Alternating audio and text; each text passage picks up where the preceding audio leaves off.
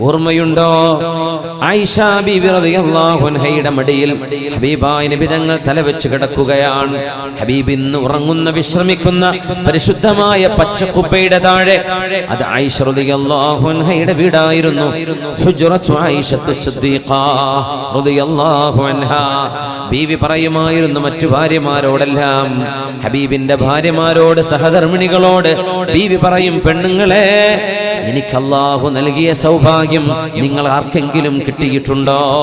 മാത റസൂലുള്ളാഹി ഫീ ഹിജ്രി വബൈന നഹ്രി വസഹരി. അല്ലാഹുവിന്റെ ഹബീബ് ലോകത്തോട് വിട പറയുന്നത് എന്റെ മടിയിൽ തലവെച്ച് കിടന്നുകൊണ്ടാണ്. വഫീ ലൈലതി വയൗമി, എന്റെ ദിവസമായിരുന്നു അത്.